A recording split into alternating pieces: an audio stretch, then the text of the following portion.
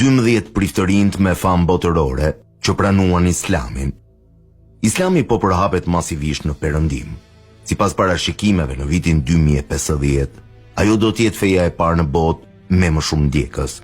Të rinjtë e Europës po zgjedhin Islamin si fe, për shkak edhe të pastërtisë, moralit, vlerave të larta, si dhe virtyteve që kjo fe mbart.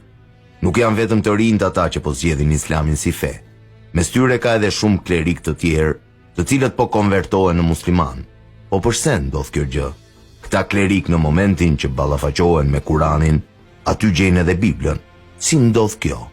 Gjejnë Biblën për faktin se Kurani, libri i shenjtë i zbritur nga Krijuesi, pranon të gjithë profetët, duke filluar nga Noa ose Nuhu, edhe deri tek profeti i fundit, Muhameti, paqja dhe bekimet e Zotit qofshin mbi ta. Në Kuran flitet edhe për Jezusin, profetin e madh, si dhe për nënën e tij të ndershme, Marian ose Merjemen. Për këto argumente edhe shumë argumente të tjera kanë bërë që shumë klerik kristian me famë botërore të pranojnë Islamin. Le të radhisim disa prej tyre. Prifti Hilarion Higi, nga katolik në musliman. Atë Hilarion Higi, një prift i shquar katolik lindor me bazë në Shtetet e Bashkuara të Amerikës, është konvertuar në Islam, duke e përshkruar vendimin e tij si një kthim në Islam, dhe se ishte si të kthehesh në shtëpi. Prifti që banon në Kaliforni ishte më parë një ortodoks rus, pasi u bashkua kishës ortodokse Antiochase rreth vitit 2003, përpara se të largohej në 2007 dhe të kalonte në kishën katolike lindore. Ai u diplomua në manastirin e Ngjalljes së Shenjtë në Shën Nazianz në Wisconsin për të bërë prift katolik bizantin dhe kohët e fundit kishte njoftuar për të krijuar një manastir të krishterë lindor në Kaliforni. Prifti Vladislav Sohin, një ortodoks në musliman. Islami është feja e vetme e drejtë. Vladislav Sohim, me vite të tëra, ishte prift në kishën ortodokse ruse.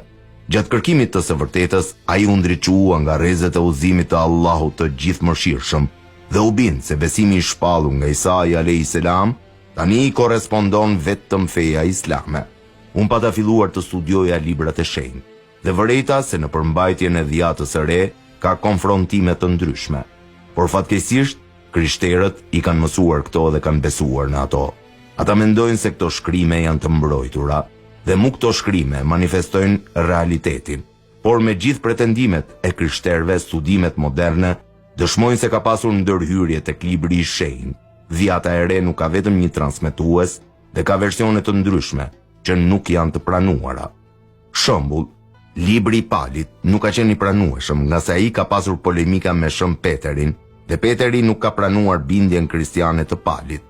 Por çuditërisht, pastaj versioni i Palit u bë doktrinë zyrtare në kishat kristiane. Njerëzit këtu pretendojnë se Islami është feja e arabëve dhe tatarëve. Atëherë edhe ne me një logjik të njëjtë mund të pretendojmë se krishtërimi është fe e grekëve dhe hebrejve. Atëherë feja e vetme e vërtet për Rusin do të ishte feja ruse. Unë besoj se feja është globale dhe arabët, grekët dhe rusët nuk kanë fe të veçantë për veten e tyre. Feja është vetëm të besosh në Allah. Feja është vetëm të besosh se Allahu është një dhe nëse dikush lind në Rusi, nuk do thotë se ai duhet të jetë ortodoks.